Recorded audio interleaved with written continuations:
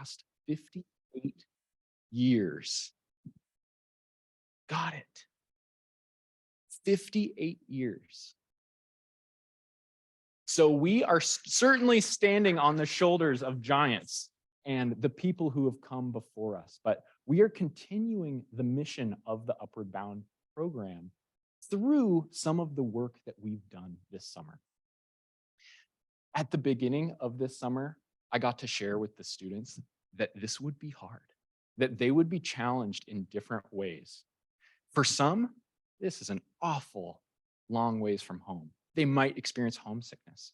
For others, they might struggle to make new friends. And I think for all of us, experiencing troubles in the classroom when we're working on problems that don't have easy solutions is a challenge. So what you're about to see is like the culminating efforts from all the academic parts of the day. But that is just part of what the summer program experience is. I am super proud of our students just to see their growth over the last 6 weeks, whether it's making new friends, doing laundry on their own for the first time, sleeping in hammocks. So many of the smaller life skills are something we learned about this year. So really, I do want to just thank all of the partners that have made this possible. This year, more than any other year in the past, we are surrounded by organizations who want to lend a hand and make a difference. This is like a short list of the organizations who've been able to make this summer program possible. If you're a part of any of these organizations, could you please stand up? We are very, very thankful for your support. Yes.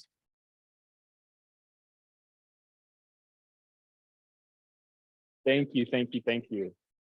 Truly, from time, money, expertise, everyone here represented has helped so much. One, we have a few partners who really went the extra mile for us. And one that I want to give a special shout out to was the Alaska Blue Economy Center. The Alaska Blue Economy Center provided a lot of our travel funding for the Team Ocean to visit Valdez and my hometown of Cordova, where we learned about salmon decline and this emerging kelp economy in the state. So I just want to give them an extra special bit of thanks and thanks specifically Tommy Sheridan, Jan Konitz, and Josiane Hag for actually coming on the field trip with us and being our content experts. Next, I'm going to hand it to Tate to talk about the support we received from the Makerspace and CEM.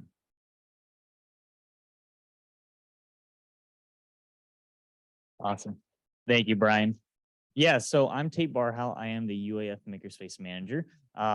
With a team of lab techs, we run the UAF Makerspace. It's awesome that these students get to do all these amazing projects and get to explore, but we need to have a space to do that where there's a safe learning environment to let that exploration happen. So the Makerspace allows for that, where these students can learn all kinds of new technologies from 3D printing to laser cutting to CNC, to how to do videography, photography, all those really cool technologies. We have the space for that, where they get to work on those projects. I want to say thank you to CEM for one, providing the space that our Makerspace is in, but also displaying those future opportunities to our students, whether it's through engineering or another major, another program, and supporting our T3 students throughout the entire year. I also want to thank Alaska Center ICE, the Center for Innovation, Commercialization, and Entrepreneurship, for providing funding for these mini grants. A little bit of tidbit, our projects, it takes a little bit of money to do some projects. And so Center ICE has graciously allowed some of their funding to go towards buying materials and stuff for those projects that these students worked on. And displaying those future opportunities. Center ICE, their goal is to create innovators, and all of our students are innovators, and they're growing that aspect. So having those future opportunities available, whether it's eventually getting a patent for an idea or getting some extra research aid in that idea, Center ICE are the ones that are going to help us out in that aspect. And again, they support us throughout the year with our students around Alaska. So I want to invite George Rising up here to talk about our next partnership.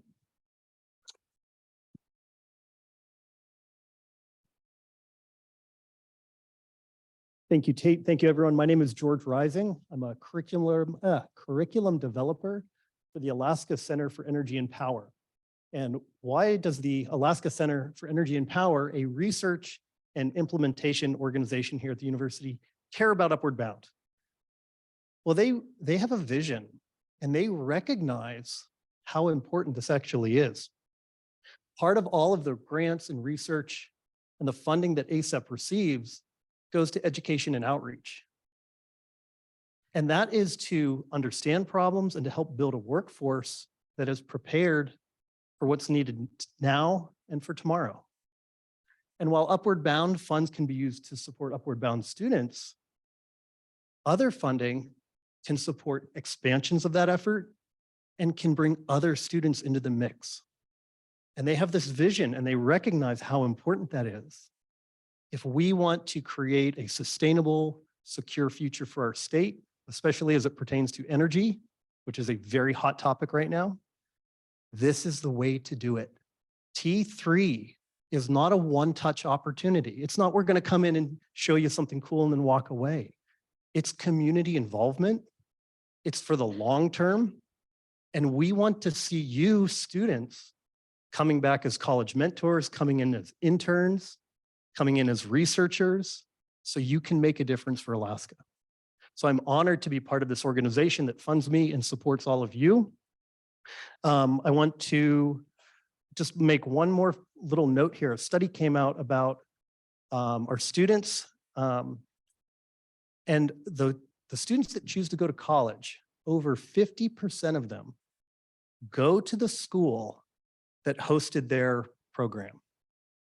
So that means of half of you or more that go to college, you're probably going to come to UAF because you've had an experience here, you've found a culture here, and you've found a home here, and you're welcome to be here. So thank you, ACEP, and thank you all of our partners. I'm going to hand it over to Gabriel Lau from the Alaska Earthquake Center.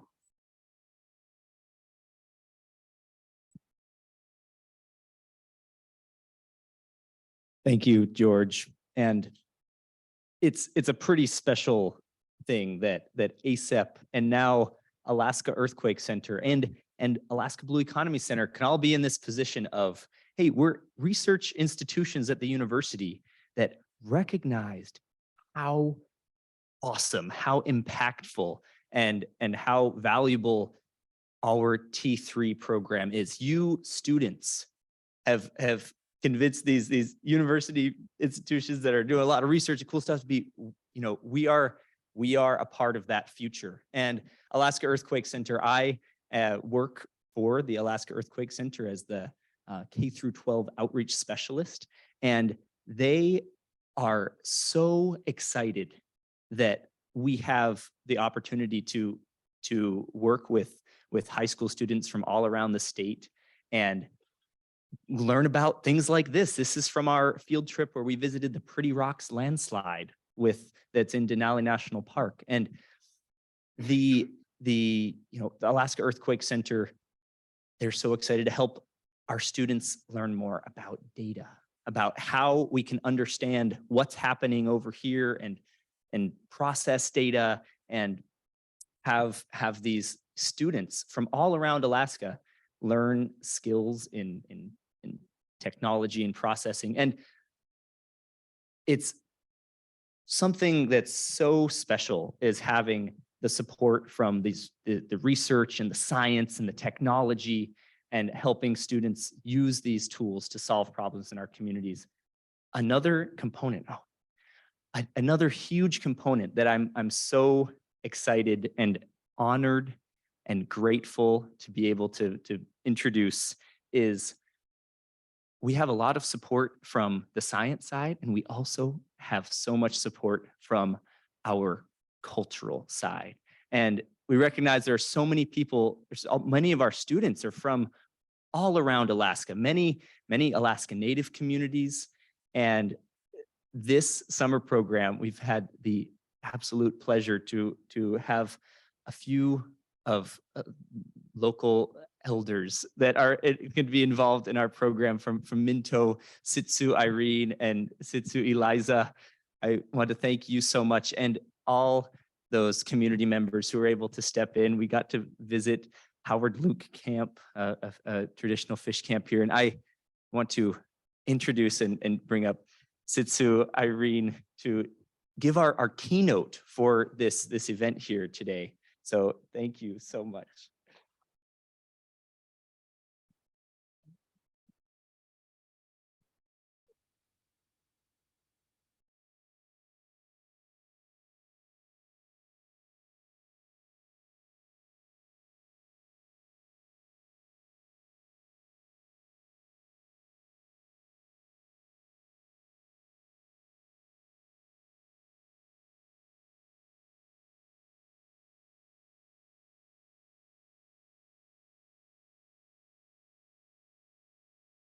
Okay, first I want to introduce my my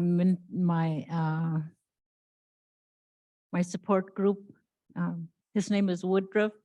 And you're never too old to get into any kind of project. Even if you're 60 or 70 years old, you could do something. So last year I got this bright idea to do a film, and I barely know anything about and how to. But anyway, I ran into Woodruff. Stand up, Woodruff. He's he's the filmmaker, and so we decided to do this project, and it's to tell the story of old Minto and how I grew up. Anyway, I just want to introduce him. He's a good person. I just want to thank you kids. You kids are so awesome.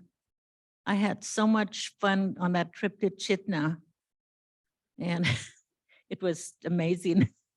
Thank you. Thank you for allowing me be there. But I wanted to tell you, when I was young, my education was very different from yours today. I went to school in a one room school in the village, and you heard some of my story at camp. Some of the teachers were really good, and some of them were not that great. But that one teacher that made a difference in my life, I will always remember her. She taught me how to just let go of negative stuff that happened in our life and say you could go further than where you're at. So I just encourage you, listen to your teachers, have respect for them, and listen to them. I already told the story about when I was 9 years old, I was taken away from my parents and I was put into a BIA school. And that left a lot of negative stuff on my life, but like I was saying, that one teacher really made a difference and showed me a better way to go. But I also want to tell you about my boarding school experience at Mount Edgecombe. There were kids from all over the state of Alaska, and I still have friends from all over the state today. We still talk to each other, and during AFN we'd get together and we'd say, remember this, remember that, and it's just good old days. So I'm really glad of this program. You guys could make friends here and still be friends 50 years later. After I graduated from high school, there was like our village moved from the old village site to the new village. And that was a really dark time in our village. But, we could overcome that. I just went back to school. Someone asked me, see if I want to take this class. And I just said, oh, I don't know. And they said, hurry up. So I said, okay, I will. And I went to RHS, and that changed my life. I really enjoyed that class. I went home and I just felt like I wasn't done. So I took a 4-year course from University of the South, and it took me 5 years, but it was well worth it. And I have made friends from all over today there. I went camping at Chitna, I listened to your kids' stories and I learned about your projects. And that was very interesting because technology is not my thing. But my husband and I ran this camp in Old Minto. And we asked the parents, what do you want to see in this camp? And they said, well, our kids are spending too much time on their phone. Could you do something about it? So I said, okay, and I'll tell you what, let's just do no technology for 1 week. And so when the kids came to camp, we said, everybody have to turn their phones in, no technology. And at first there was a lot of complaints and I can't live without it, you know. But they did okay. About end of the week, a camp, somebody from Tanana Chiefs came down and she brought her drone and all her phone and everything, and she was setting up. And all the kids ran down to her and said, no technology in this camp. And she said, well, I'm supposed to record and let everybody know what you kids are doing. And so I asked the kids, what did they want? And they said, well, we'll let her pass this time. So she did that. And I also want to let you students know that you have so much opportunities that we didn't have. There's so many wonderful programs out there you could get into. And I really like this program because I really learned a lot just listening and asking questions. So I hope you guys continue on. And also I want to say something. I seen, well, you know, it looked like grandmas don't do nothing. They just sit there. I didn't have my knitting needle, so I just kind of read but nothing passes grandmas. Grandmas like God could see everything and hear everything. And I see some of you have real good, you guys are maturing and you're getting older. I see some of you have real good confidence and you're interested in learning. I've seen you guys support each other. And I know that despite your complaints about being homesick, living in a dorm and missing your home cooking and being told to go to bed early, most of you are learning that these things are worth getting your education. I mean, they're just little sacrifices.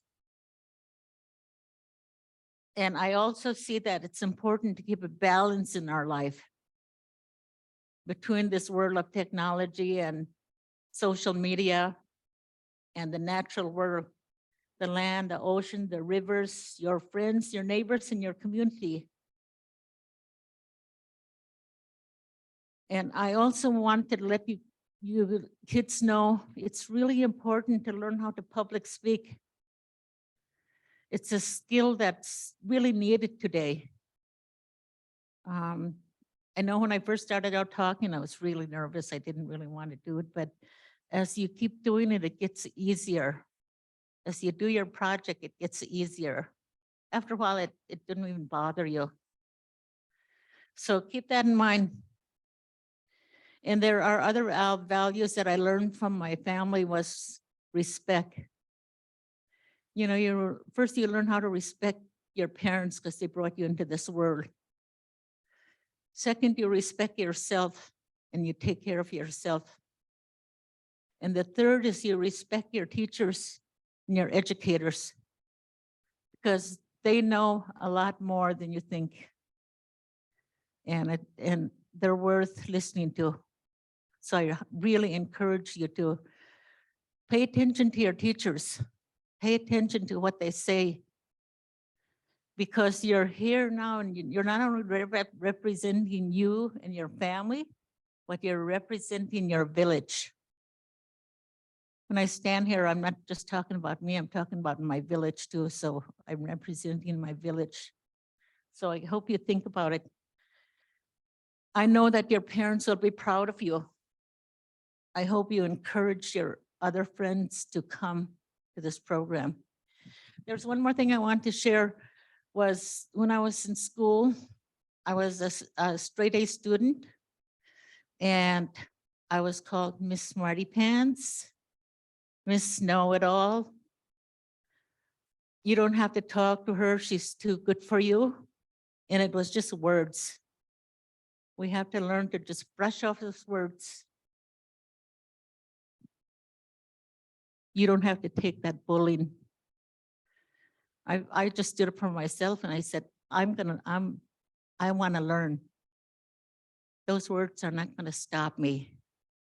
And I just pushed forward. And after that, the very people that teased me, they became my friends.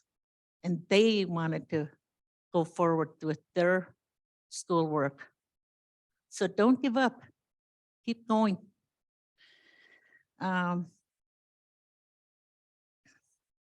I pray that you stay on the narrow road. I hope you have friends that who support you. Leaving harmful substance alone. Just leave that behind. You don't need it. And I hope you have a good relationship with your creator. I want to thank you once again. Thank you for letting me be part of your life. I especially want to thank that group that I went to the highway with. You guys were so good. You just took care of me. You brought me coffee and you brought my chair. Thank you. I just want to say thank you. You guys are awesome.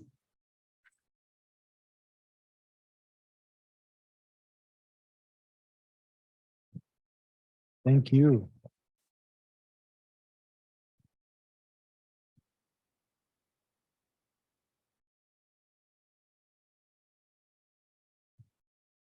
Hello, my name's Eliza Winfrey, for those that don't know me. I want to say Anabasi, Doyenta. I ask, how are you doing? I'm a language, I try to teach my language. And last night I was talking to one of my language teachers and she said, when you speak, no matter where you speak, at least use one language, because that one language will lead you to speak fluently. I have a long road to go down to learn my language, but I am learning.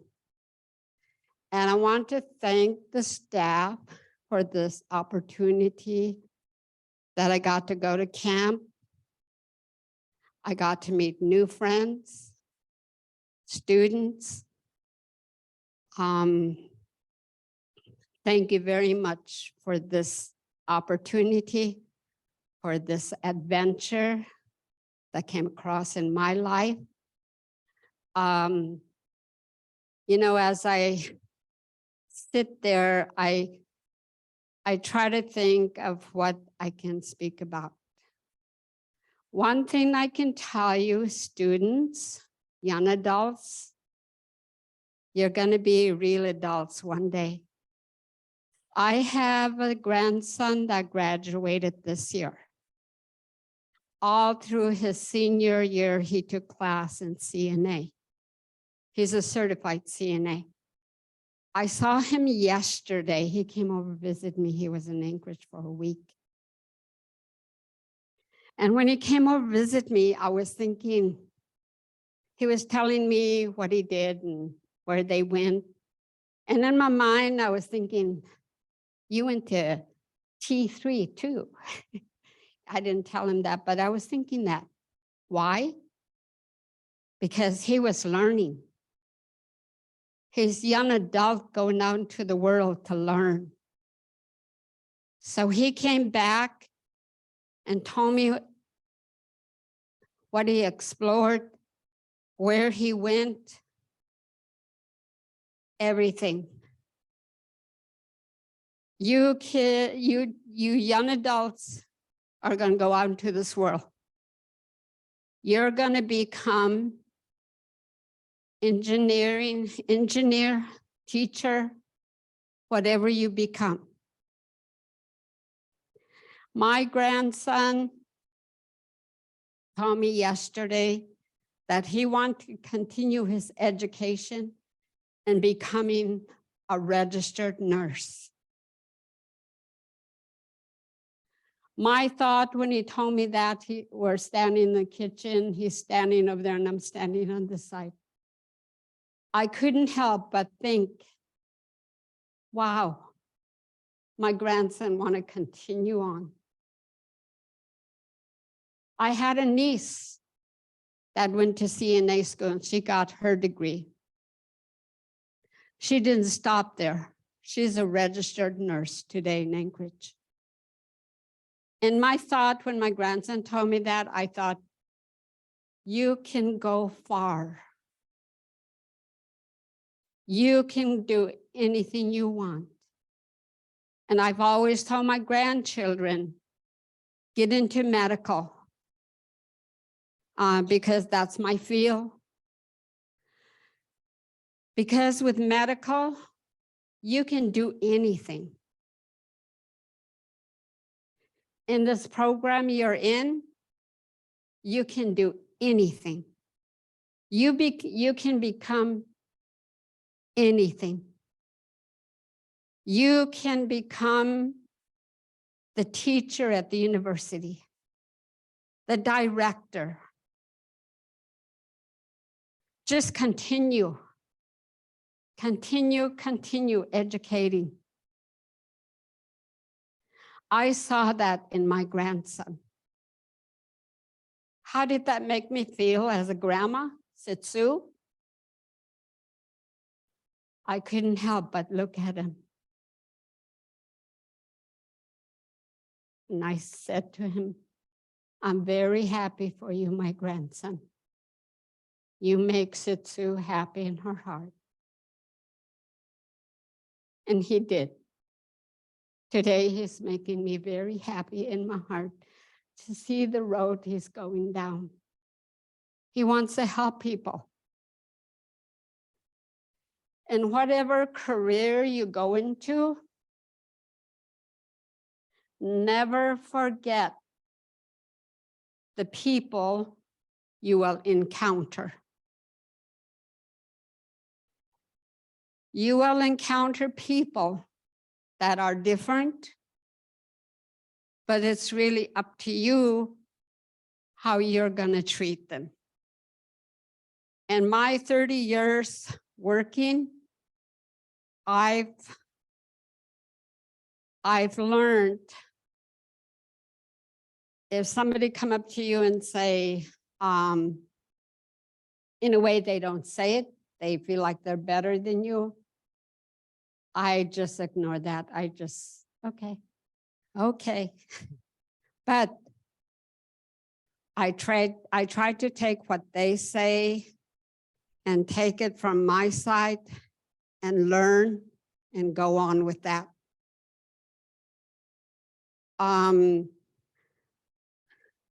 wanted to say one more thing. I don't know if a lot of you know the actress Hattie. Maybe the elder might know. She was a Black lady, African-American actress. And she's the lady that discovered Aunt Jemima pancake. But she became a very wealthy matron. She worked for rich people. But she became famous herself. She was out on the stage to get her statue or whatever they call that. She went on the platform and she said, I want to thank everybody that was able to give me this trophy. Thank you very much. She said, all I could say is, I do the best and God do the rest. And that's the message I want to leave with all of you. You do the best in your life and let God do the rest. Anna Bassi, thank you for letting me speak. Thank you for letting me be part of this program. Thank you very much. Anna Bassi. Thank you. Okay. I'd like to invite Team Climate to come up.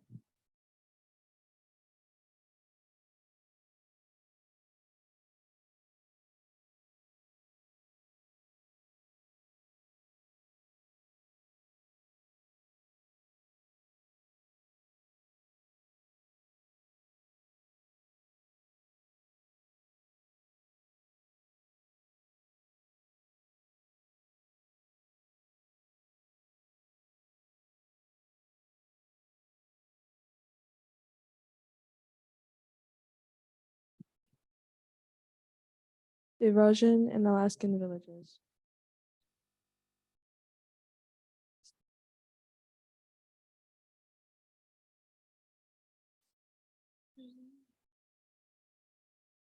I'm Lily Slim from Kipnuk. I'm Stacy Beebe from Queenahawk. I'm Roxanne Wawana from Shishmaref. I'm Gavin Yapbuck from Shishmaref. I'm Daslin Dayton from North Pole. I'm Elijah Paul from Kipnuk. I'm Kiavi Kaitelak from Shishmaref.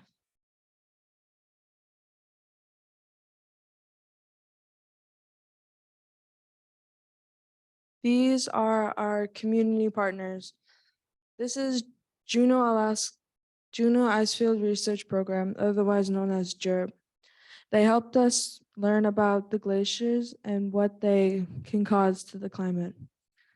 This is NOAA. They help us research on fish. They catch them first, and then they cut it apart to see how long their lifespan is. These are our Minto elders, Eliza Winfrey and Irene Sherry. They taught us about their climate change and animal changes in their village.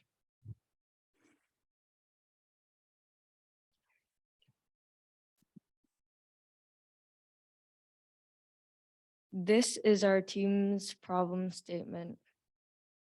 How might we measure and prevent erosions in Alaskan villages?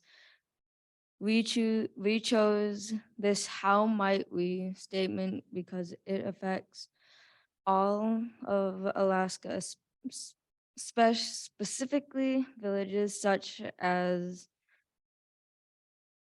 ones that we are from.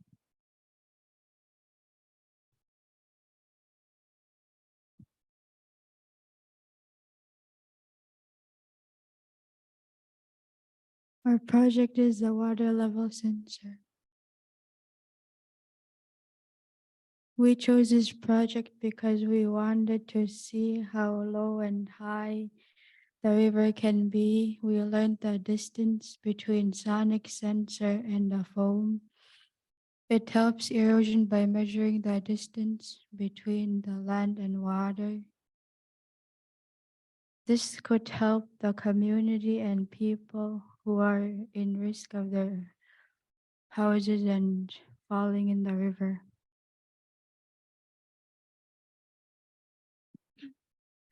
The background information, what we learned about the problem that our community partners told us is that the NOAA Research Center provides daily weather information, fishing control, and along the coast recovery. It is important because it helps fish and people too.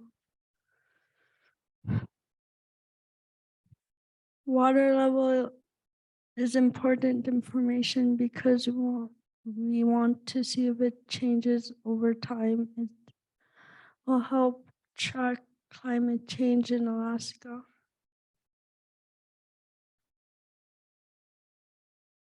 Brainstorming. First, we brainstormed if we were going to buy or make our own water level sensor. Second, we started a plan thinking how to create it. Therefore, we created a water level sensor with Raspberry Pi. At first, it did not work, but solved the problem. We tested our project to see if it would work and accomplished our plan. Finally, after the program, we would create a full-scale water level sensor that is more portable and more weather resistant.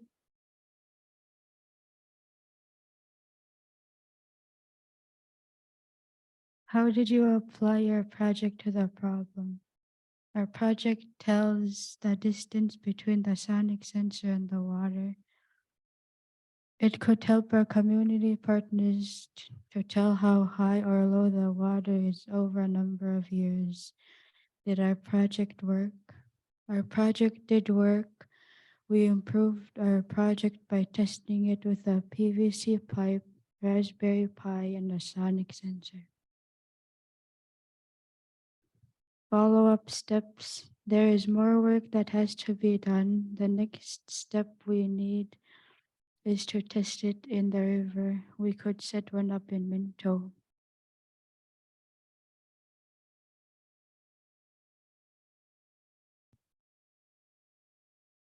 Erosion prevention solutions.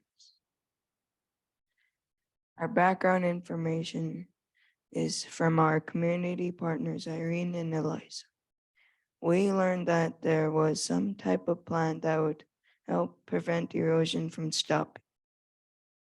We researched what kind of plant would help our problem, and it turned out to be the blue jointed reedgrass. The grass helps the erosion because the roots keep the soil together. How might we measure and prevent erosion in Alaskan villages? Our problem was that there has been an increase in erosion all over Alaska. Scientists believe that climate change is accelerating erosion as the years go by. Our solution is bringing awareness.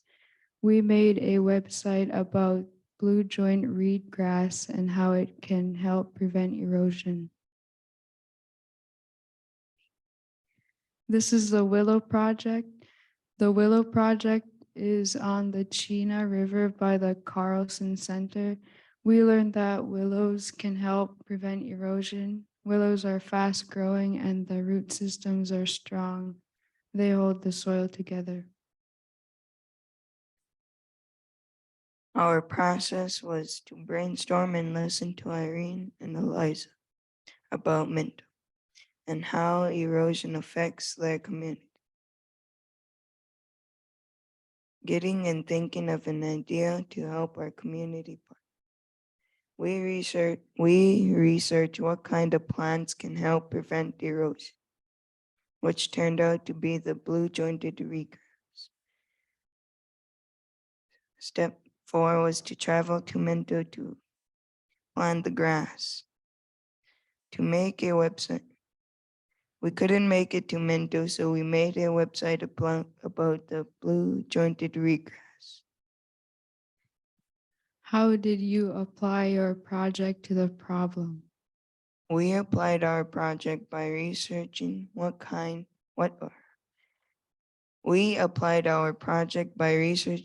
it does or how it can help the erosion. Did your project work? We did not have the time to plant the grass, but we made a website about it. Follow-up steps. Our follow-up steps would be going to Minto when the roads open, and again in a year, and see if it help our community partners.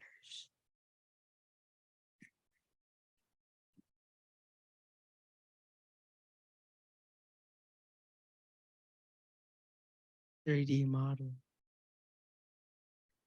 We learned from our community partners, Eliza and Irene, is that erosion is higher in the village due to increased rainfall in the interior Alaska. Water is increasing in coastal villages due to increase of glaciers melting. What we were wanting to do is create a visual system that would take pictures of the landscape that then we can compare year after year data.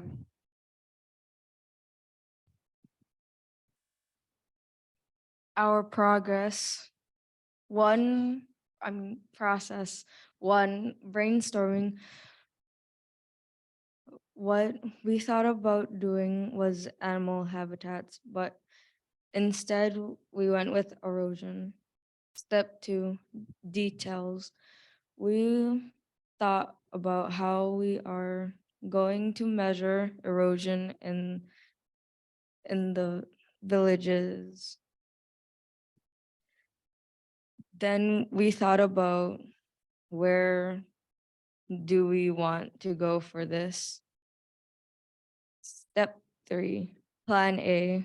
We plan to go to Mento and take a 3D model of the area. It didn't work out because the road to Mento was under construction due to erosion. Step 4, plan B. Instead, we went to Chino Lakes and take our 3D model there. The model worked out, but we learned a lot to do better next time. Step 5, final step. We actually go to Mento and fly a drone there. Then we make the model and go back once every 2 years.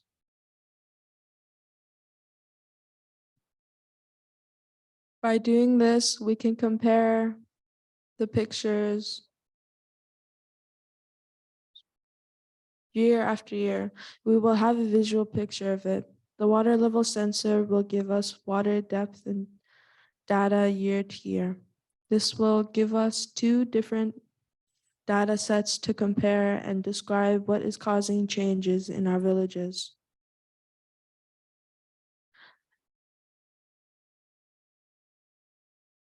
This is what we did with the JERP team at the ski resort in Juneau. We used the drone to fly around, take pictures of the landscape. We tried it on our own, but the pictures we took were too contrasted, as you can see here. They weren't very clear. And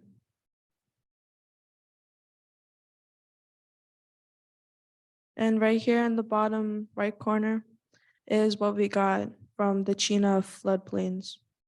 Right here, these little bumps right here is the guardrail. And we were standing right here while we were flying the drone.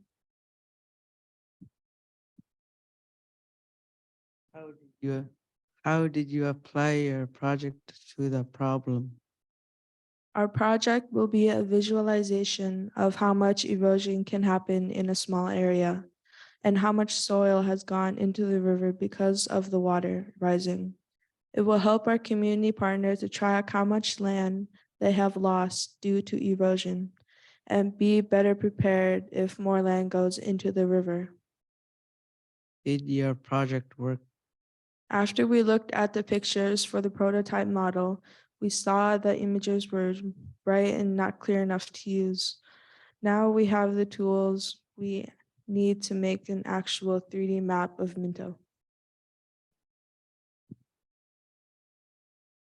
Follow-up steps. When we are able to, we will go to Mento and fly a drone there.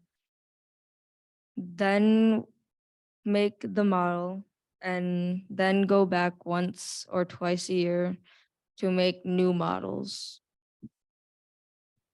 Thank you for listening.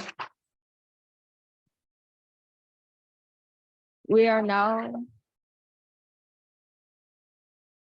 Is there anybody with questions?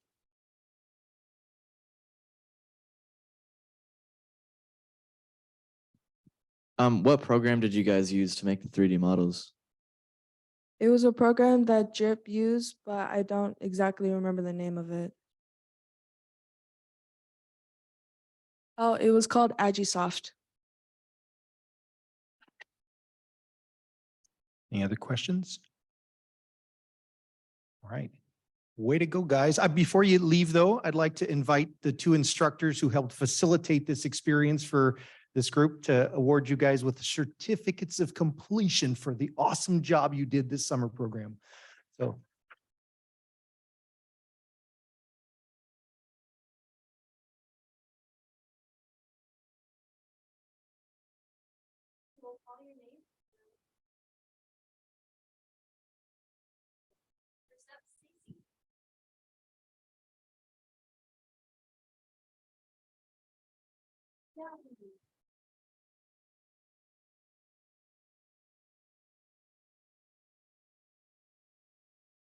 Roxanne. So proud of you. Good job. Lily.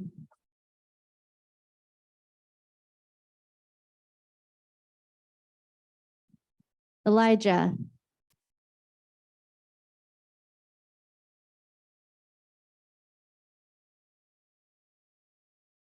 Gavin.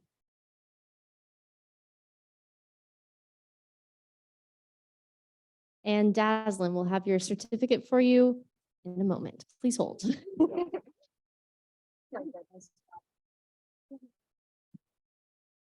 thank you very much. The next group, I'd like to invite them up. This is, you know who you are.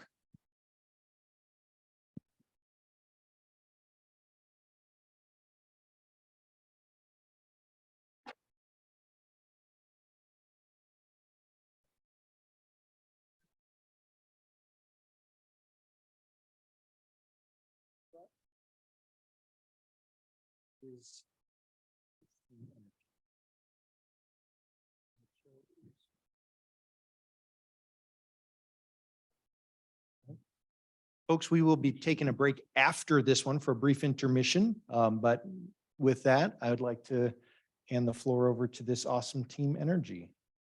There you go. Who do I hand them up?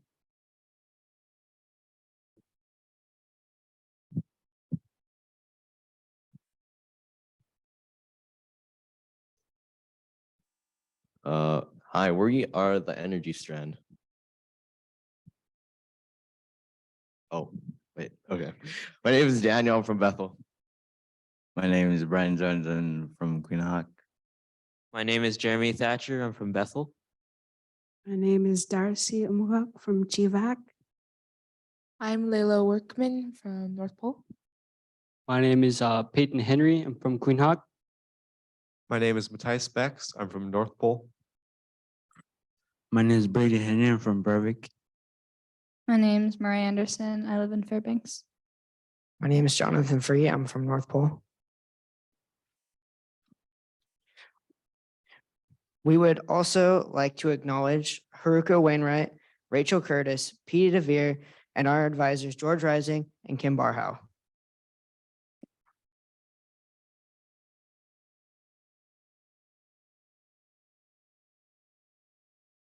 What we did in Kotzebue and NOTAC, we took water samples, set up an air quality sensor, visited some solar and wind farms, and did an energy audit on a house. Some of our community partners are Chad Nordlum, China Katner, Paul Walton, Matt Bergen. So this is the map of NOATAC and Kotzebue. They're both really small places, and the stars represent where we traveled. So we traveled from Anchorage to Kotzebue, then to NOATAC, back to Kotzebue, and then to Fairbanks. Some of the challenges that they face in their communities is expensive transportation, energy cost, permafrost, Arctic climate, and subsidized from Red Dog mine royalties.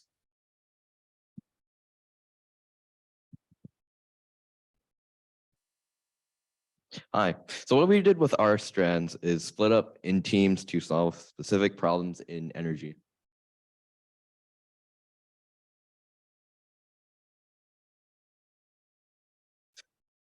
So we're the energy generation team, and the problem we are attacking is energy generation price. We worked on finding ways to help reduce the price of energy and reduce diesel usage. Our how might we statement is how might we provide alternative energy generation to rural communities and villages to help reduce the amount of diesel per year.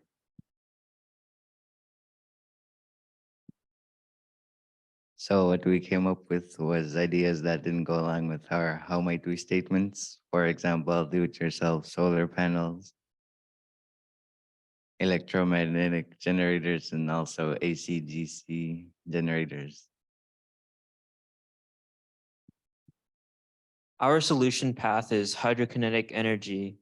We chose this because it is a renewable, reliable, and sustainable source of energy. Here's an example of one in Igiagig. This shows that it is proven to work in Alaska.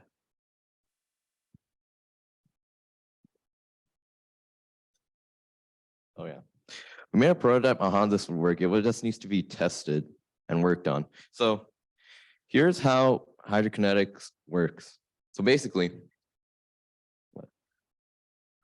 water flows from here from the river, and it goes through an alternate like diversion to go through a generator to create energy, and then it goes out from over here. Basically, hydrokinetics is when you harness the flow of a river to just make energy. So with this sketch, we added a filter and insulated pipes to prevent fish from going in it, freezing of pipes and debris from going in. The biggest problem with this project is debris and technology. As far as technology goes, there's a lot of research like this for this to work. For the next steps, hydrokinetic energy can continue to be researched to work everywhere in Alaska as a sustainable and reliable energy source. With this, a good amount of diesel can be saved as it's not renewable. I also like to thank Ben and Igumar for their help.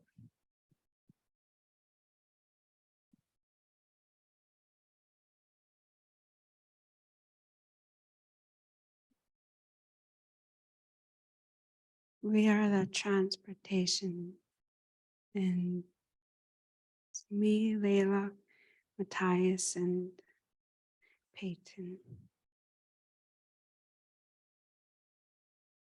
Transportation, problem and how might we? Only 2 months in a year, they get barges to Kotzebue. That will be in July and August. The water near Kotzebue is too shallow. So they put the items on a smaller barge from a bigger barge. Also, it takes a long way from Anchorage to Kotzebue. The miles to Kotzebue from Anchorage is 1,600 nautical miles. How might we use other ways of transport to decrease costs and increase when we can transport materials to villages?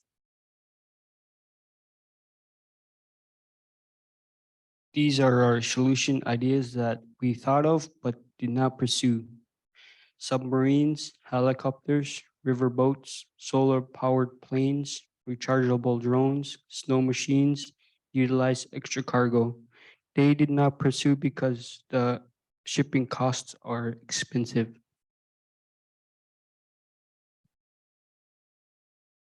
This is an image of how a pneumatic tube works, which is the idea we went with. A pneumatic tube is an airtight tube which you put a container that does not let air pass it in, and then you pressurize one side and continually pump air through it. It would immediately go towards the other side.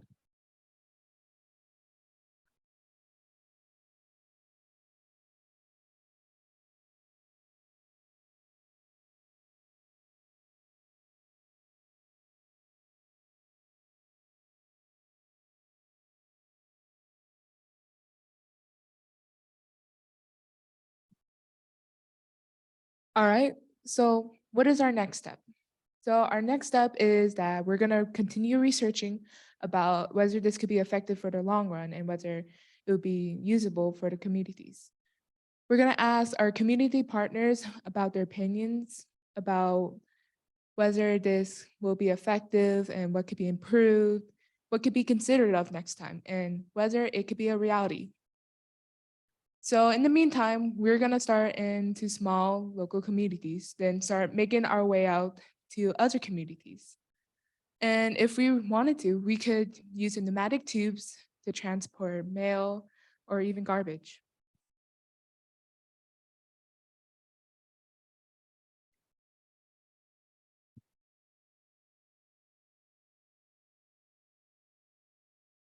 We are the efficiency team, which consists of Brady, Murray, and myself. So we're focusing on how we can reduce the amount of heating oil that families have to buy because heating oil is super expensive. So I did some math using numbers that I researched to figure out about how much money families are spending in these rural villages on heating oil each winter. And I came up with $27,300, which is crazy. That's like half of your annual income in NOTAC and a quarter of it in Kotzebue. So clearly this is a big problem and we wanted to pursue it. And also the Red Dog mine royalties run out in 8 years, and that's where most of the people in the Northwest Arctic Borough get their money. And once those run out, they'll have to pay more money for fuel. So our how might we statement is how might we design a house in a way that they don't need as much heating? So these are some of our solution ideas that we did not pursue. Renewable energy in your yard, some house designs like metal outside walls and south-facing windows, and random ideas like less outlets near exterior walls.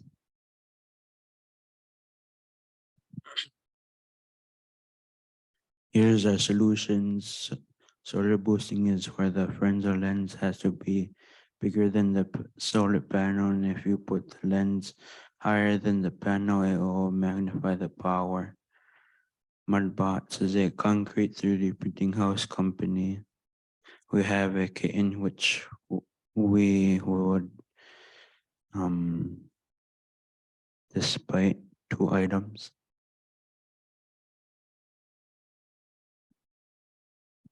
So the pictures up on the screen show the amount of voltage that our solar panel was giving off with using solar boosting and without using solar boosting. So, I mean, there's a difference, but it's not that big, but we taped off the entire solar panel except for a little 3-inch by 3-inch cube. So if we could get like a bigger magnifying glass and magnify the entire panel, it could increase the efficiency by a lot more. I also filled out a worksheet on the Mudbots company to figure out about how much money it would take to build or 3D print a house in Alaska, and it was about half as expensive as it would be to build a house of the same size. So clearly that could really be something that we should look into more. And we also learned that 40% of the heat in your house is lost through doors and windows. So we went shopping and spent about $45 on like thermal blankets, window film, and draft stoppers, which can help really reduce the amount of heat that's lost through your doors and windows. And we think if we could put those together and distribute them to families, it would also help reduce their heating bills. Thank you to our community partners in Kotzebue for taking the time to educate us about the struggles and joys of living in a community. After we left, there were countless problems we wanted to pursue solutions to, but we decided to go with efficiency generation and transportation.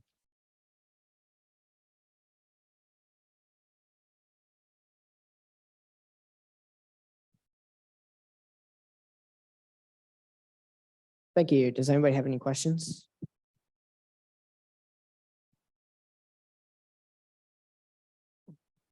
Hey, hang on.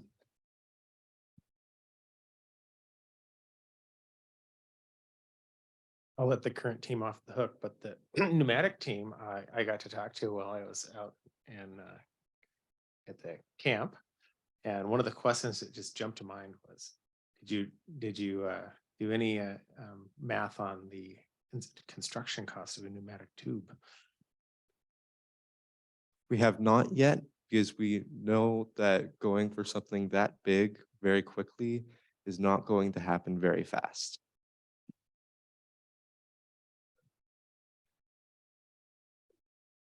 I have a quick question for the transportation team too. Did you guys consider dirigibles at all for transportation?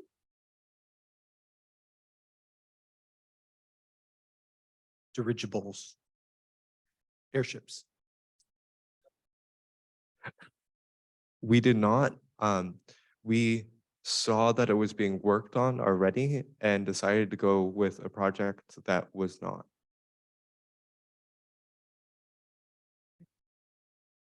Okay.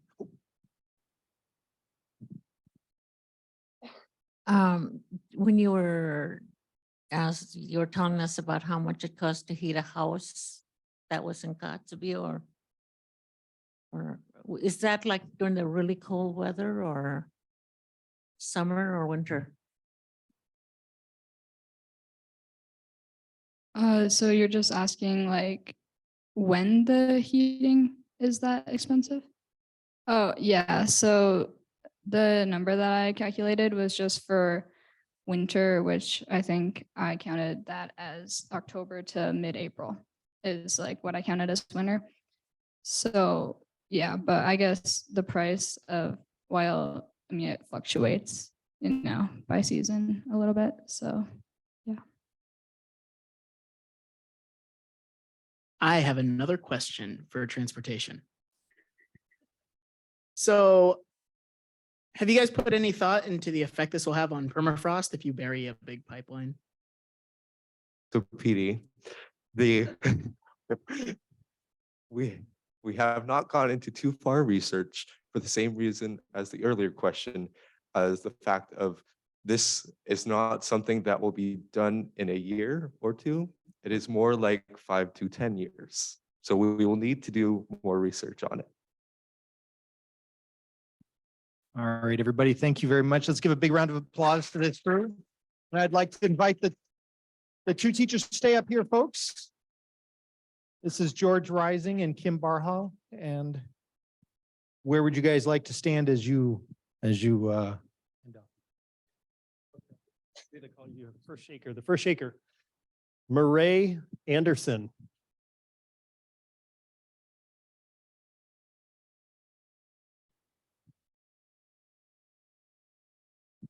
Matthias Becks.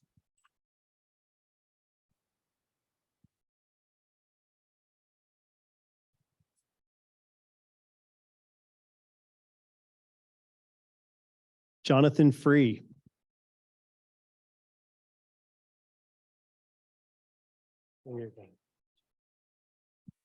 Brady Henry from Brevig Mission.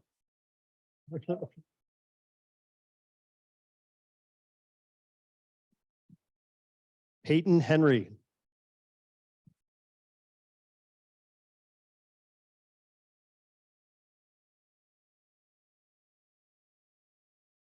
Daniel Jiang.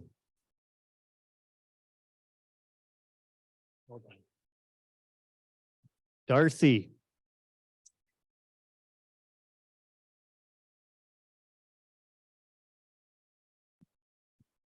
Layla Workman.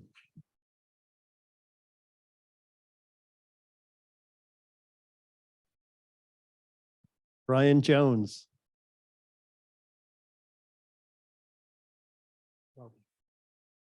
And Jeremy Thatcher.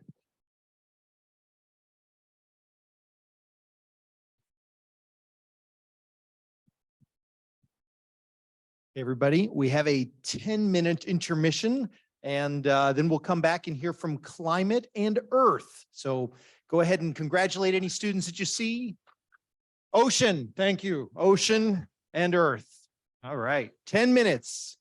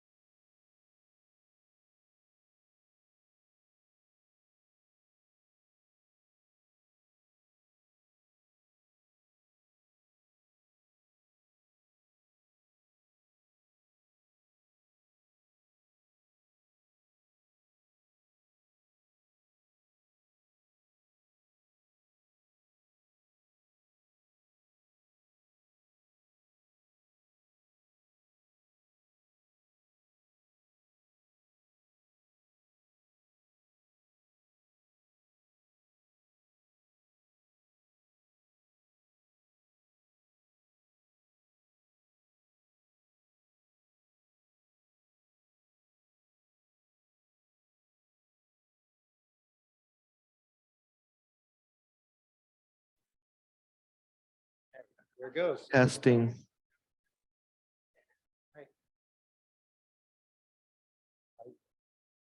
Ocean Strand, come up here.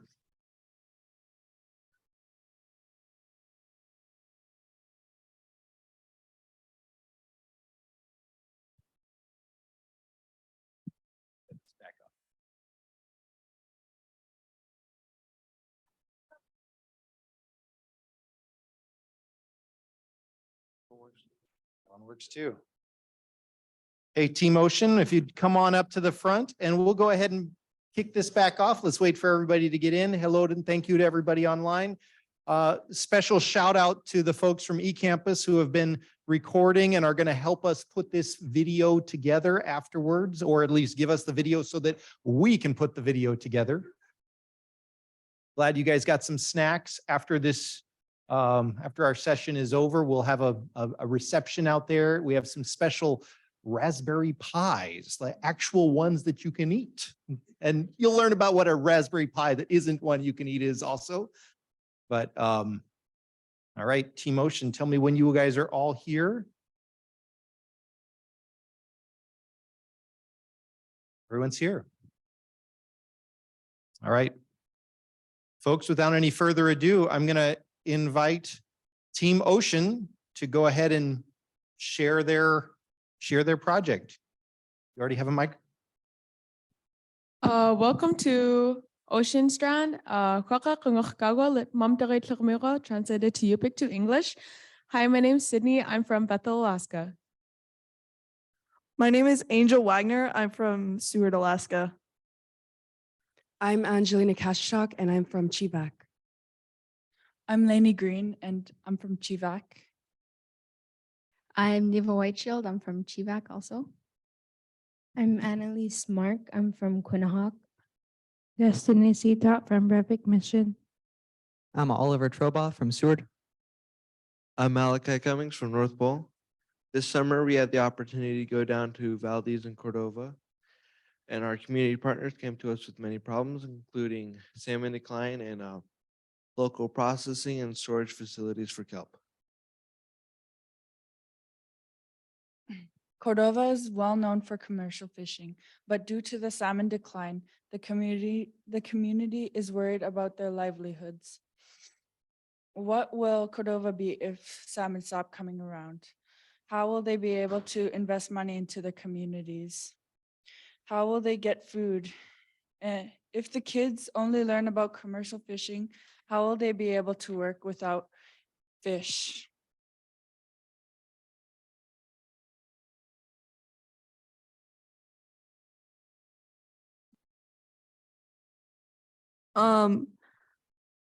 Sydney and I's project was Elodian awareness for salmon spawning grounds. Why we're talking about Elodia? First, we were researching about culverts and we researched more and found a new challenge, invasive species called Elodia. Some of our community partners were the Cordova locals, which, for example, is Chris Ianazon. He is the manager for the invasive species side of the watershed project with EAC Lake. We also have our EAC elders, Bob, Bud, Norm, Eva, Chris, and our fishers, Dune Lancard, and Brian Reggiani. What is our how might we statement? How might we support the salmon population? Our problem was Elodia invading salmon spawning grounds, and our solution was to spread awareness to both young and old. Why Elodia is bad? Because Elodia suffocates the fish, taking away their oxygen, also taking away lots of space for spawning habitats. And if the salmon do want to spawn, the little fishes in the Elodia would eat them. So this is what Elodia looks like. Its common name is waterweed and its scientific name is Elodia. It's a long vine. It has 6 to 7 whorls along the stem, and it'll mat over itself if it gets tall enough because it grows up and then it falls over, and then it just does that over and over again while it grows within the area.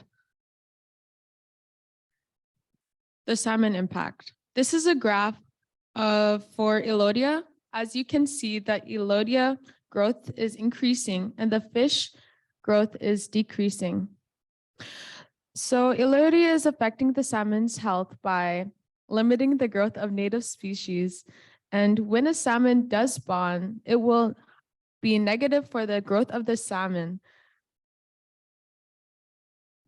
So I was talking about him earlier, this is some of the questions we asked Chris Iannazone. He is a Cordovian local.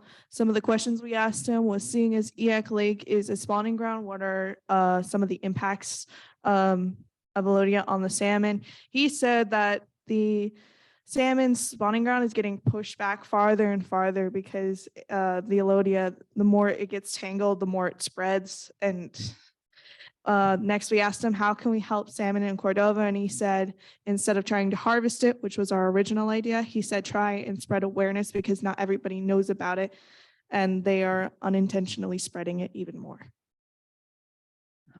So our first option was the KCHU podcast. KCHU is the local Valdez radio station. They said we needed money to claim a spot on air, so we wrote a mini grant. The admin said he would try and get our recording on air, and we have yet to hear from him. So if the KCHU does not air, we made a Spotify podcast to spread awareness. By doing that, we interviewed a local Cordovian, Brian Reggiani. And right now we have a technical issue with Spotify. So it will be up on July 6th. And right at the bottom is the URL.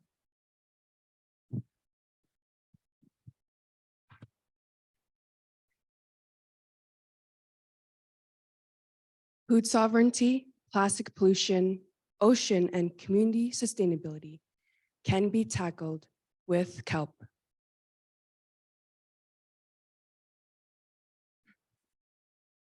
When we went down to Cordova, Alaska, we heard and understood the problems of why kelp farming is very important to their community. Kelp is a plant in the ocean. People started kelp farming because it's another way to make money, but it's difficult because it's hard to sell kelp with no processing facility or no way to transport it. There are 8 farms in Alaska, and 3 of those 8 farms are in Cordova. And there are 23 farms that are waiting to get permits. Here are some reasons why we're interested in kelp and why you should be too. Before this trip, I didn't know much about kelp. After this trip, I learned about a kelp's life cycle, anatomy, nutrients, and that kelp is a growing industry here in Alaska. Sugar kelp, ribbon kelp, and bull kelp are the primary farmed kelp in Alaska. Here's why I love kelp so much. Because kelp contains a wide variety of nutrients.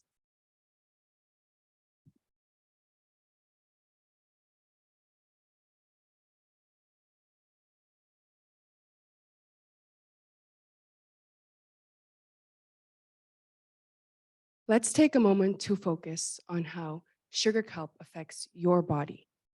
Improves thyroid health, prevention of anemia, control of diabetes, and weight management. This is interesting because scientists at the University of Connecticut have found promising results in mouse studies that hint at sugar kelp's promise in controlling weight. Mice were put on high-fat and low-fat diets, with or without kelp being added as a supplement. The mice who ate the kelp supplements, even if they were on a high-fat diet, showed lower body weight, healthier liver, and adipose tissue.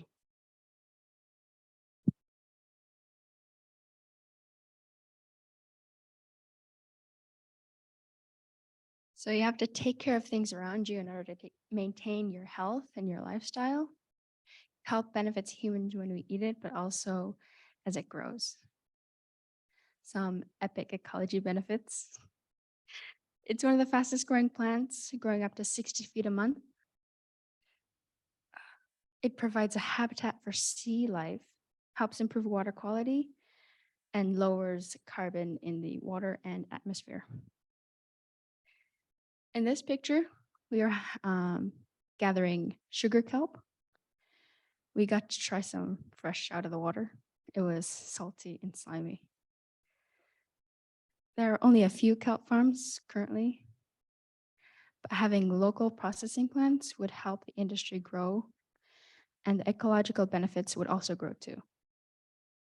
Being able to process kelp locally would also prevent, or being able to process kelp locally also prevents harmful chemicals from transporting vehicles.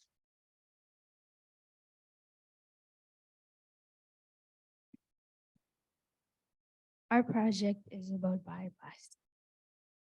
What is bioplastic? Bioplastic is a plastic that is made from biological materials rather than from petroleum-based plastics.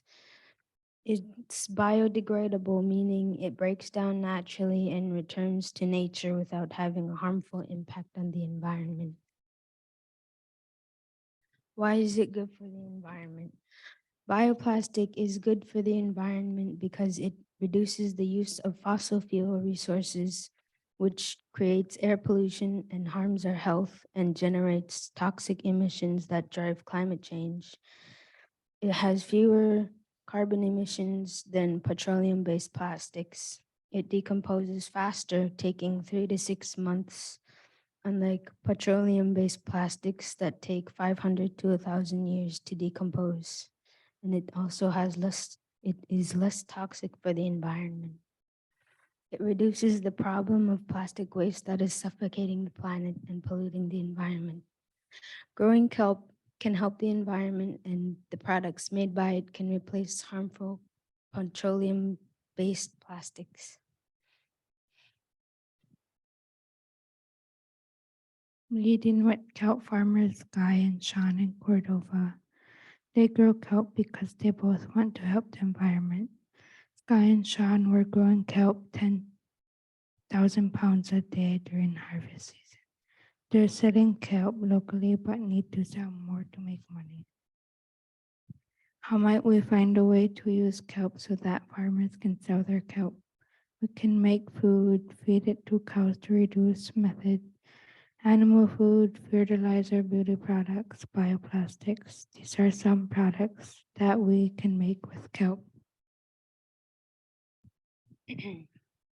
We chose to make bioplastic because we wanted to help the environment and to also help the sea creatures that are suffering from the plastics that take forever to break down and decompose. These are some plastic problems in the ocean. At least 14 million tons of plastic end up in the ocean every year.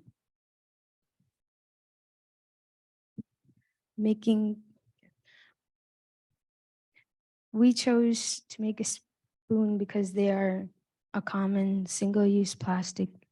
And these are the kelp and the molds that we made 3D printed.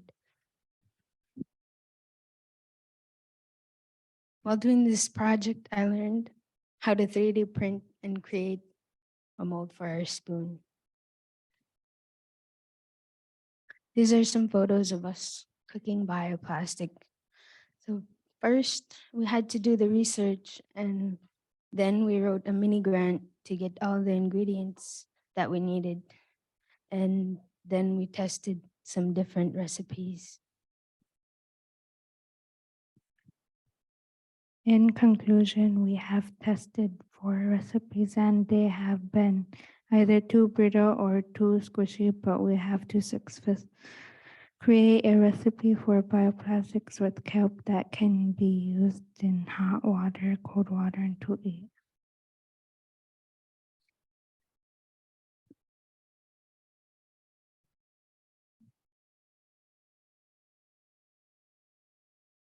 kelp processing, how to get kelp to consumers and of and producers of kelp products like bioplastics. There are many kelp farmers in Cordova, but no processing facility. So we wanted to help them by building a processing facility so we can get kelp to consumers. But in order to figure that out, we'd have to figure out where to build the facility. So we asked our community partner, Sky, how long does kelp last after being harvested? And she said about 3 days, but quality can degrade depending on the conditions it's kept in. It needs to stay in cold salt water and have exposure to air, not to be covered. Cordova needs a processing facility. Why? Because distance of other facilities are too far and the fuel is very expensive. The boats cannot travel that far or fast enough before the kelp goes bad. And by having local control of production and profit, the farmers and the head of the Native Conservancy, Dune Lankard, expressed the importance of food and economic sovereignty. So by having local control, they'll be able to manage their own resources and keep profit within the community.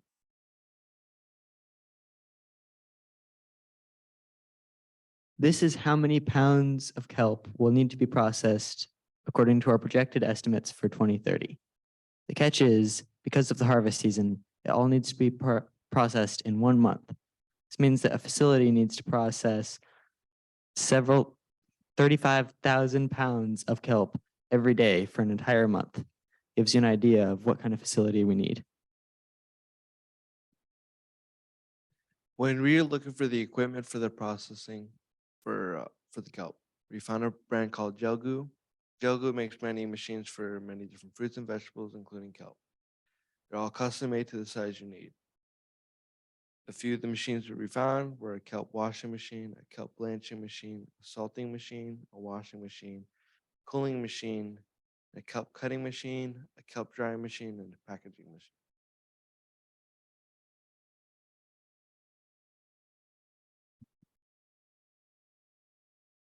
So our main project in this group, the kelp processing group, was not to build a processing facility. That would have been tad unrealistic. Cool though. We performed what we could of a cost analysis to give our community partners a better idea of the facility they needed. By estimating the facility, which we used our estimate of how much it would need to process, we gave that to the Gelgoo brand and requested a quote for what size the facility would be and how much it would cost. We haven't heard back from them yet, so we're still waiting. We also researched local real estate in Cordova with the help of community partners like Tommy Sheridan to find a suitable place for a processing facility like this. Unfortunately, real estate in Cordova is limited, but luckily it sounds like the city is considering setting apart land dedicated to mariculture, as it is a growing industry that they will hope can save their economy.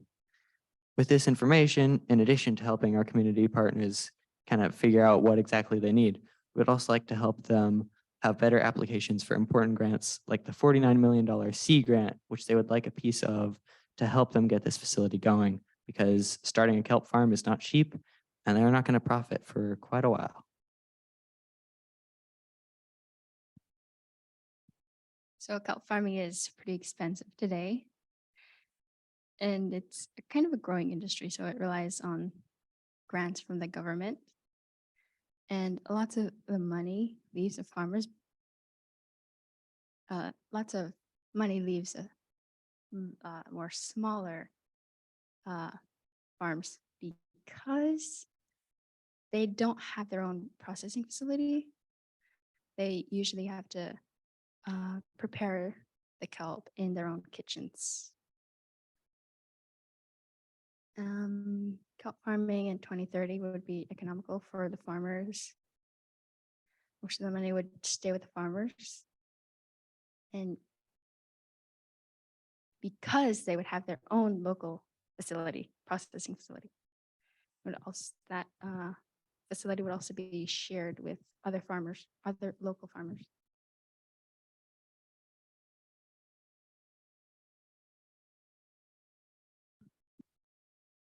EAC activist and founder of Native Conservancy, Dune Lankard. When the tide goes out, the table is set. The ocean has been embedded in our culture and many other cultures. We have learned how to get food from our parents and their parents. It is a tradition that we hope continues for future generations.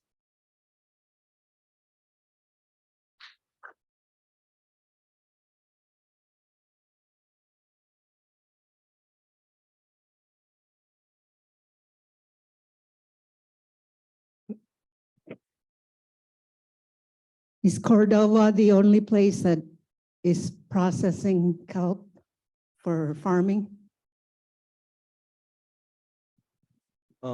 So Valdez is setting apart an area for a processing facility, but currently, it sounds like only Kodiak has a place for it. They're building a processing facility currently. Other questions?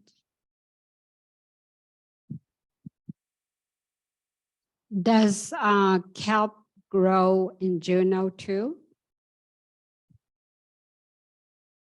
Yes. What about those old canneries? Could they fix them up and use them as a processing plant? I know, like Valdez, they're a fish processing plant there for the community. They're gonna set apart an area in that place for kelp processing.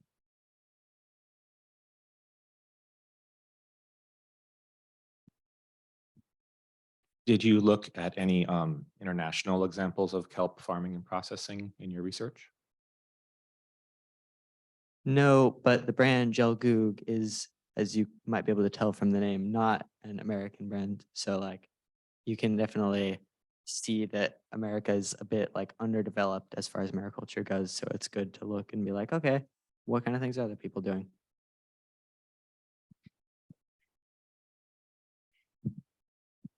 So kelp farming is like farming. Have you looked at Department of Agriculture for resources? No. Not yet. Could you can them or jar them or something? Yeah, you can dry them and you can put them in jars and storage them and put them in your freezers.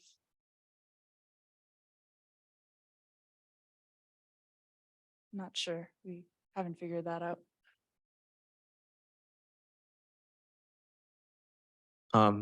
What's the plan for people to help grow the population of salmon?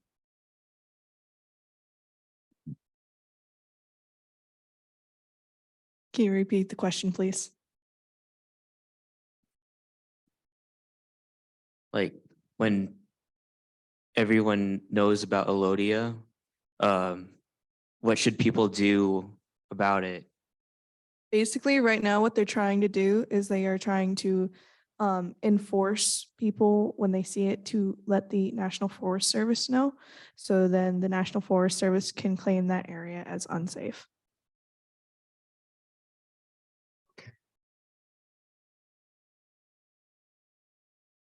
It is already making its way down the Eyak River. Okay, folks, I'll take one more question and then we're gonna transition. And believe me, after this, we have a lot of further. So I've heard the word kelp processing a lot, and what all goes into actually processing kelp? Like what actually needs to get done? So depending on how you process it, there's a blanching, which is where you boil it for 1 to 3 minutes, which keeps it have a longer shelf life, because it only lasts about 3 days after you pick it or cut it or harvest it. But there's also drying it and then other stuff like that.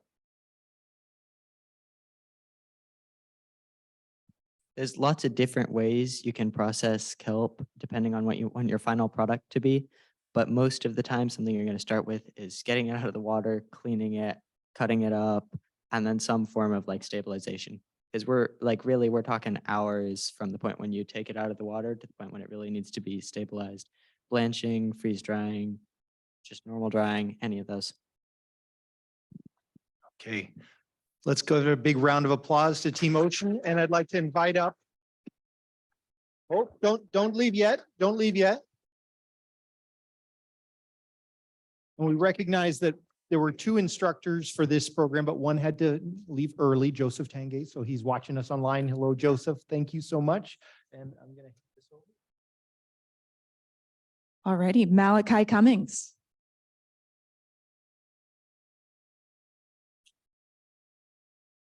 Laney Green.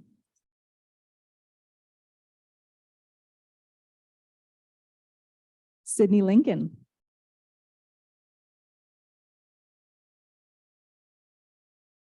Angelina Kashatok.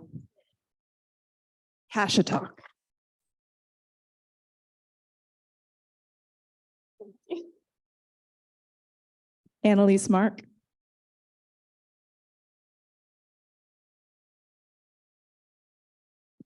Angel Wagner.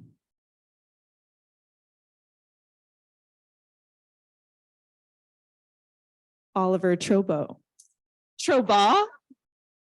Trobaugh, learning too. Destiny Cito. Cetot. Neva Whiteshield.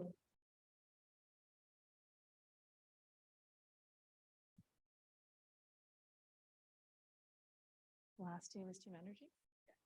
Team Energy, come on up. Team Earth, come on up. I'm nervous too.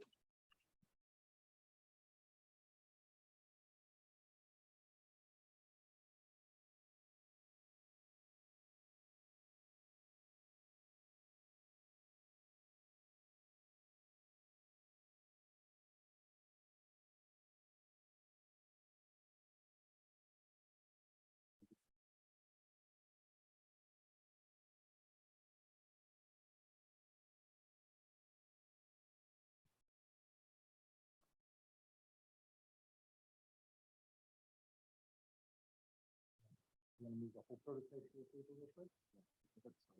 Okay. Just wait a second as these guys position their demonstration just a little bit up here. So I can give you a little bit of a preview of what's to come. You guys have been seeing and learning about the academic strands that all of these students have been engaging in, but there is a whole nother strand that each of these students work on in the evenings with their college mentors, with the coaches, and those are tech club, storytelling club, outdoor club, and cooking club, and we'll be able to benefit from some of those. And after this last presentation, we'll go out into, we'd like to invite you to come out with us to the front of the Usabelli building here to take a big group photo of our entire team with you as our community partners there, and then invite you to join us for a little post presentation celebration and trying of the Raspberry Pi and other delicious events that are there. But without any further ado, I'd like to hand the microphone over to the person on this team who is taking. Where?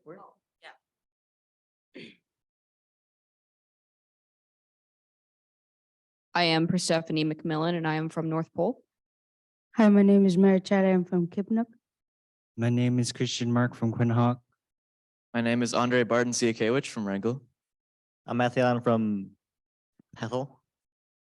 I'm Kenyon Southall from Breivik, Michigan, up on the Seward Peninsula. I'm Eldridge Gums from North Pole. My name is Erica Paul from Kipnuk. I am Merlin Mochan from Chivak. And I'm Liam who is also from Chivak. Field week. We spend 1 week in Denali National Park learning about coding, sensors, remote monitoring, and communication, data collection, and geology. And this dude right there is Danny. He's a park geologist. He was showing us all about this. It's like a solar panel, but it has a camera that takes pictures once in a while. And on this land side, there used to be a road right there, but it corrupted down. They're trying to rebuild it, but oops. Oh my gosh.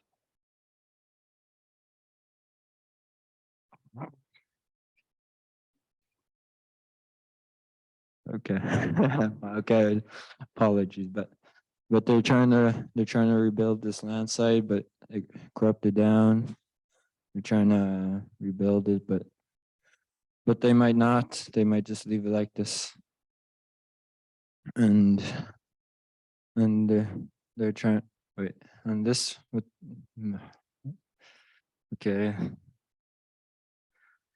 On the Raspberry Pi, they're connecting cameras on the Raspberry Pi. So like when it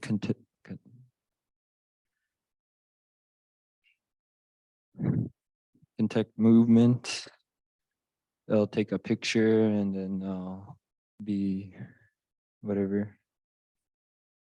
Okay. Oh yeah, there's no service. We're using solar panels for power and Starlink. Okay, thank you.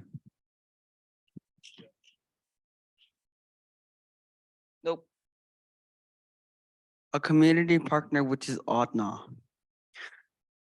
Autna is one out of 13 native corporations in Alaska. There are 2,000 shareholders, and most of them are Autna Athabascans.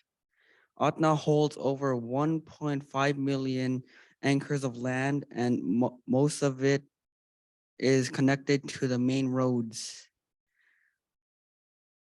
And now I will pass it to Arch. The problem. In Autna, they are having problems with trespassers. They have been dealing with it ever since 1971. So we are trying to help solve the problem. We watched a video about trespassing in Autna. So in the video, it was telling us that the trespassers were dumping sewage in the river for drinking water. And in Autna, people were having trouble getting food for their families. We also met with Tammany George. Tammany is a natural resource technician in Cantwell. We also met Radine, and she told us the history of Autna. She works in the Autna Cultural Center.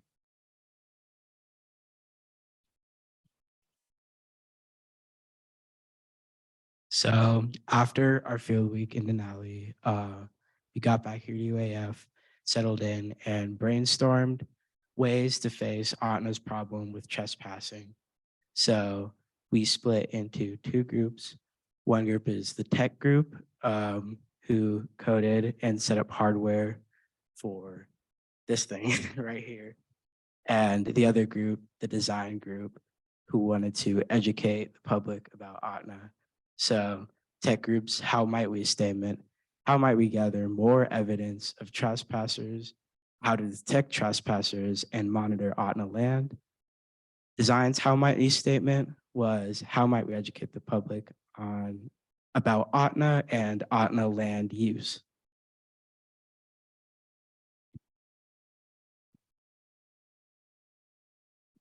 So this is a tech we were using, seismic and infrasound monitoring. This is the same tool to monitor earthquakes and volcanoes, but we were using it for detecting trespassing. It senses ground motions and sound of walking vehicles or gunshots, so you could walk pretty close to this, or yeah, you could walk pretty close to this and it will probably detect the movement.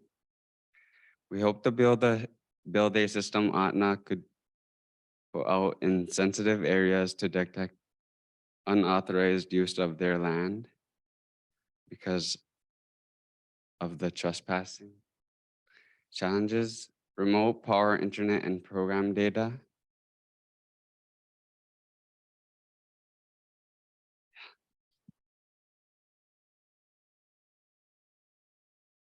So this is one half of the tech team of, this is software, we are, or it's me, Merlin, and Kenyon that worked on the coding. We coded the Raspberry Pi right here, if you could move. We coded this, like we used Node-RED and this to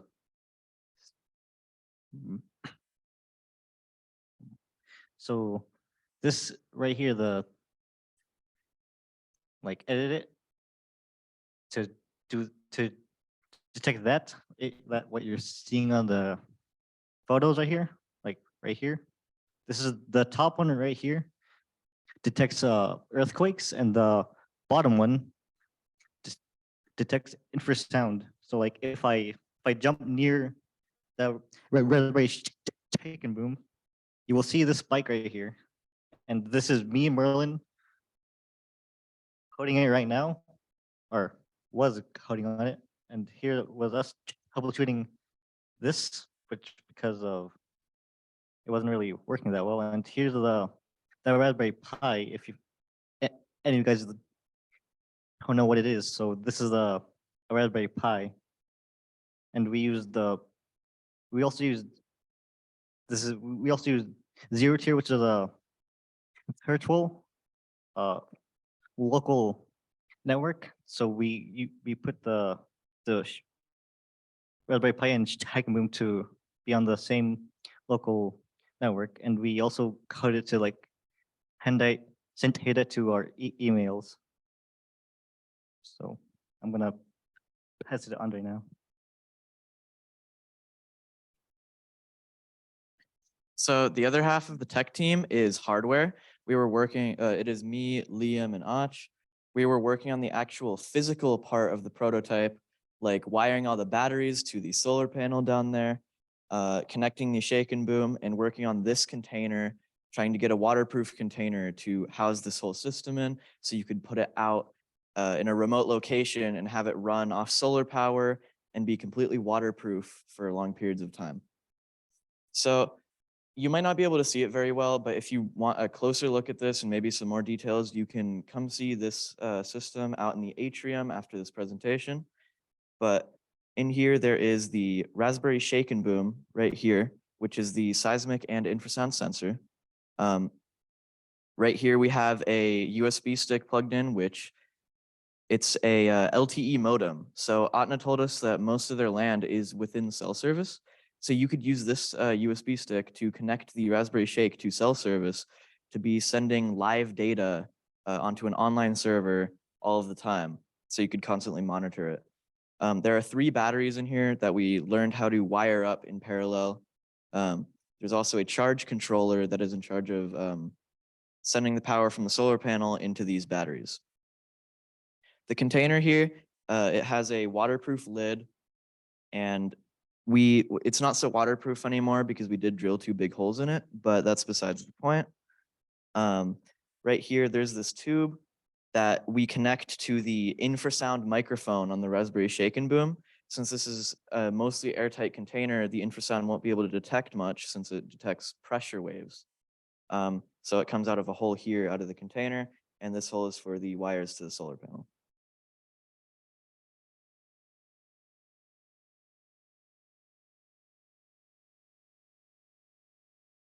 I'm part of the education and design team. I designed a brochure to help travelers in the Atna region. I also designed a wooden brochure holder that does not harm the environment. After our visit to Chitna, we got feedback and made our prototypes better. Here is Percy writing out her design. Here's Mary making a sticker. Here's me making the brochure design. Here's Percy and Eldridge showing off their prototype.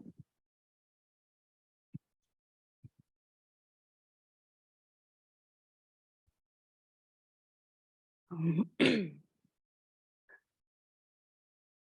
last week we met with Radine at the Atna Culture Center in Copper Center. She showed us the Atna's clans and told us about the traditions they have. Right before we left, we showed her our prototypes and got feedback. So here's the tech team showing Radine that. Right here's Radine showing us that tree with the branches sticking out as the clans. And this was about that pot.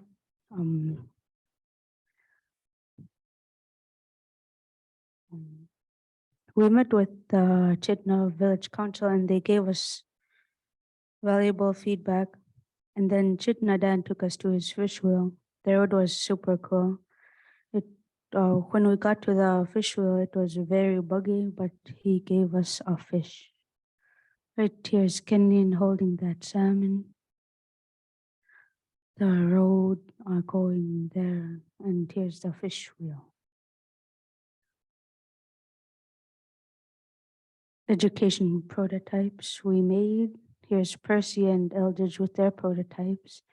Here's Christian and me with our prototypes.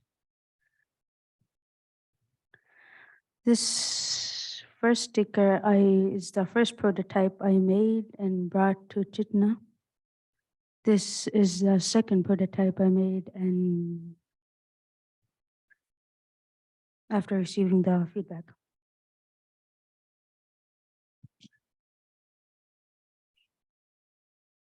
Here's the brochures designs. And this is the first brochure I made. And this is the first brochure holder I designed. After we went to Chitna, we got feedback and made them better.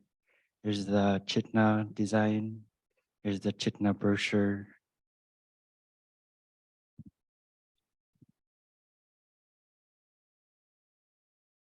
I created a sign to help with when people, with a lot of Otna land, there's like major roads that go through there and there's a bunch of pull-offs and that's when most people pull off and just go and trespass or just do whatever they want in the forest. And the plan with this sign was to put it on the pull-offs and so people would be able to see it and know that they can't really just stay there and use the land without a permit of some kind.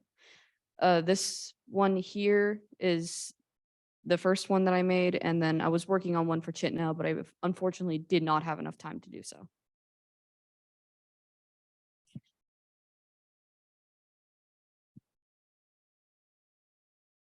So I designed some fish keychains.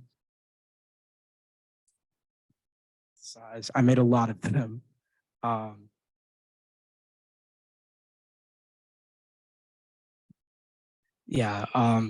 On one side of the keychain, it shows a QR code that leads to the Otna website where you can buy a land use permit. And on the other side of the keychain, it shows information about the Otna Region app that shows Otna's land ownership.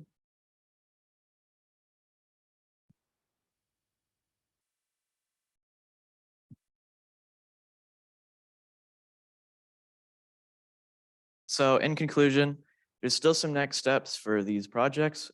We still have some more feedback to incorporate from Atna and Chitna.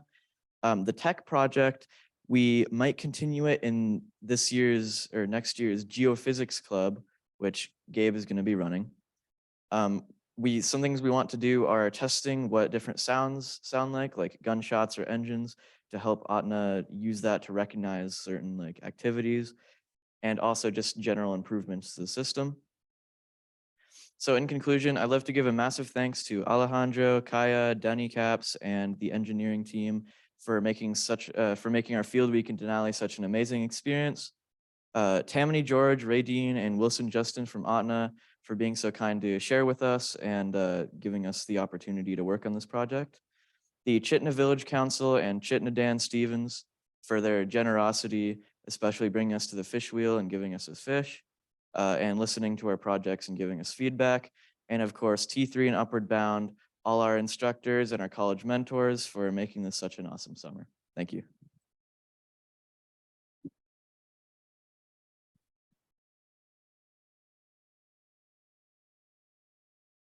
Right. Are there any questions? What? Oh, Thank you. Oyana. Oyana. Thank you. Thank you. Thank you. Thank you. Oyana. Thanks. Thanks.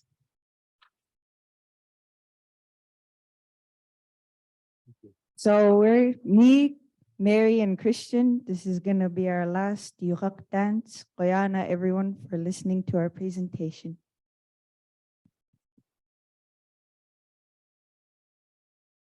Questions first? Yeah, questions. back to questions. I see one right here. For the education team, what different design programs did all of you use for your prototypes? We used Retina Engrave for the wood cutting stuff, and then for the stickers and brochures, they used Canva. For the tech hardware team, have you considered putting some sort of a diaphragm over the infrasound center? Would you still be able to detect the pressure waves that way? So we haven't considered that yet. The thing is, that tube out, we had a super long coil of tube before we shortened it, and it was like feet long. And you could blow gently into the end of that tube, and instantly the infrasound sensor would pick up that and put a big spike on there. So it's extremely sensitive. And I think we could make that improvement when we continue this project, if we continue this project. But for now, it seems like it's sensitive enough. Okay. See the question.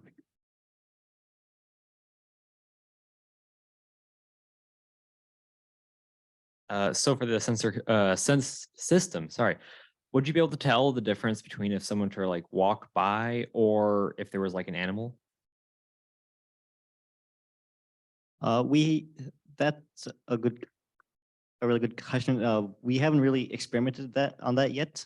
Like we were about to, but we didn't really have that much time to do it. So we were planning on to, but we really never got to yet.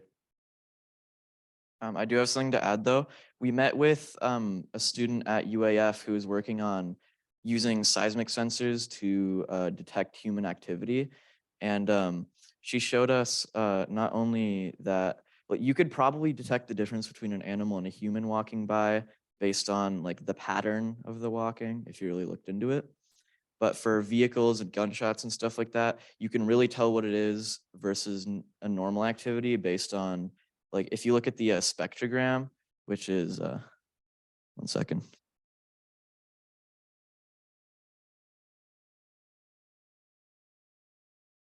So you could see in this image, the bottom lines, they're colored. These actually show the like different frequencies that it's picking up versus just how much it's picking up.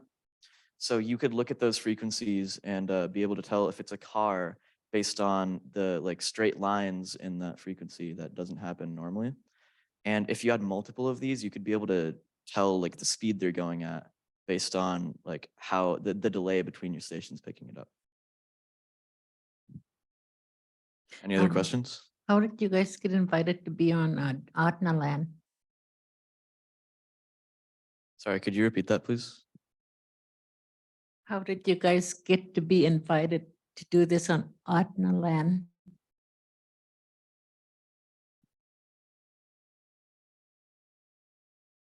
Yes, I could answer this. We worked with Atna because we knew the historical context of them having really a lot of challenges with so many major transportation avenues going through their land, and it was that we reached out to the natural resource technicians and they were so excited to meet with us and share those problems. So that's how the connection happened. We would also be so excited to work with any other land management as Doyon and so many others. I know, the Ocean team work with native entities in Cordova, and it's something that we're really excited to continue. All right. Any other?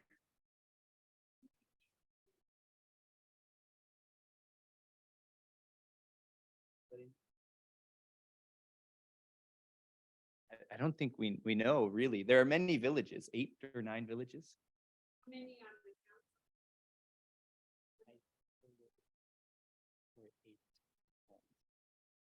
I don't know exactly how many are on the Atna board. Sorry. I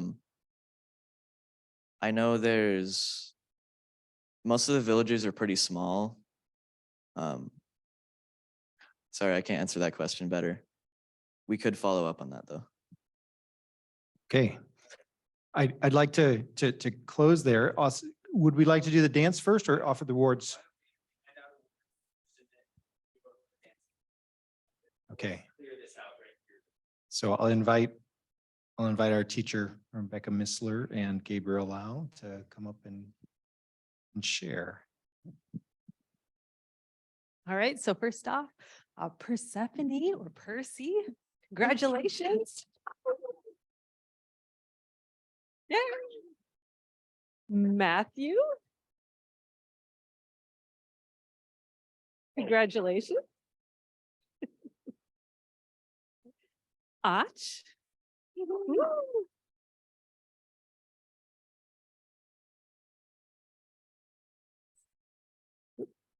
Leah. Congratulations.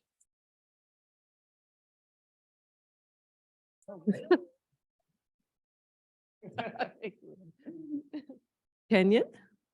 Congratulations.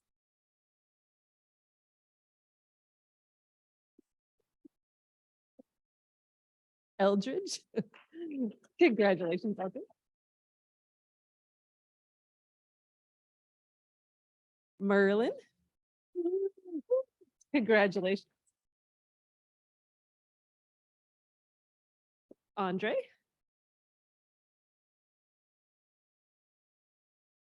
Congratulations. Mary. Oops. Christian. Woo. Congratulations.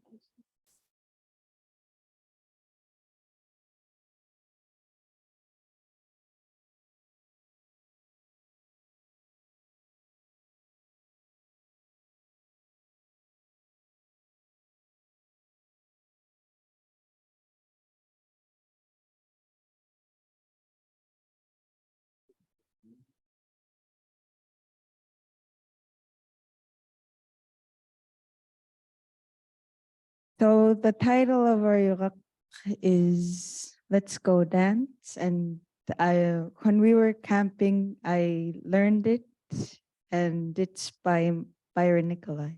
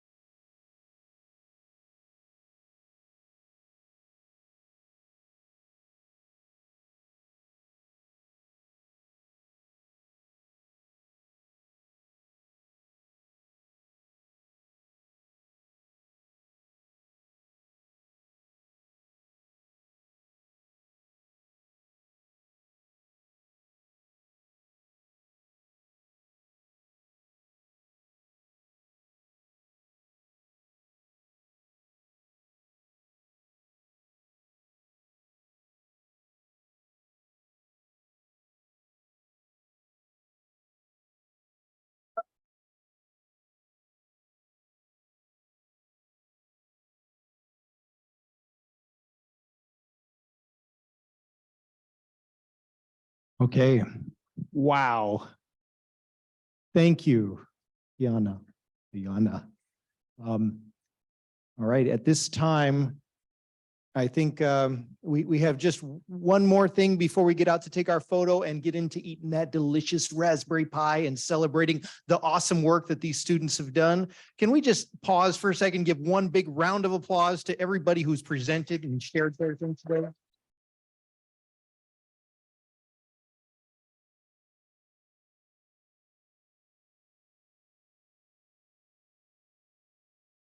So every year in the summer program, we do recognize the students who represent the T3 Alliance core values as much as possible. They're students who maintain a growth mindset and create that safe learning environment for all those around them. They offer to help when it's there. It's one that is chosen by the instructors as the time goes forward. And I'd like to call up our two recipients this year for the T3 award. And I have both a male and a female. Can I please get a drum roll? Would Sydney Lincoln and Jonathan Free please come up?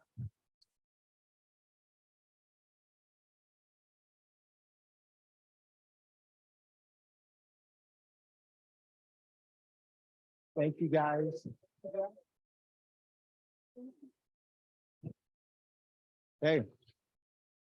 With this concludes the presentation here. I'd like to invite all of you to gather out in front of us or gather with us in front of the Usabelli building for a large group photo. And then please come and join and ask these students about their project. Any one of these people with a green shirt on, just walk up and say, hey, what did you do this summer? What did you do? And unpack where it goes. All right, let's get out there.